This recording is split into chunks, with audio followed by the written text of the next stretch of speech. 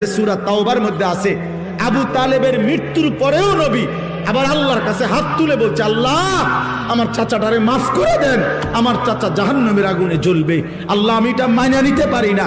আসমানওয়ালা আল্লাহ কোরআনের আয়াত নাজিল করছে, বন্ধু হাত নামান, আমি মাফ করব না। নামান হাত নামান, খোদার কসম এটা কোরআন শরীফের আয়াত। হাত নামান, আমি মাফ করব না রে বন্ধু। কার হাত নামাইছে? কার হাত বুঝছেন? কার হাত? আপনি বুঝছেন উনি কেডা? আপনি বুঝেন উনি কে? আল্লাহর কি হয় জানেন?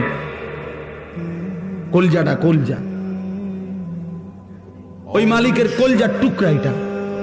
তিনি মাহবুব, তিনি হাবিব, এই কায়নাতে এর চাইতে প্রিয় ওনার কে? তো তার হাত নামাই দিছে বেটা, ওনার হাত নামাই দিছে। নামান, আপনি হাত নামান। আপনি কে? আমি কে? বেশি খামখেয়ালি মনে করেন আপনার। ইব্রাহিম আলাইহিস সালাম কোরআন শরীফে আছে, ইব্রাহিম আলাইহিস সালাম ওনার আব্বা আজরকে জাহান্নাম থেকে বাঁচাবার জন্য কত লক্ষবার যে কাকুতি মিনতি করছে কোরআনের মধ্যে আছে, শত শতবার ইয়া আবাতি, ইয়া আবাতি, ইয়া আবাতি, ইয়া আবাতি কোরআন শরীফে আছে। আব্বা, এই আব্বা, এই আব্বা, আব্বা আপনি ইমান আনেন, ওই বাপ ইমান আনেন, বাপ ইমান আনেন, ইমান আনেন, ইমান আনেন।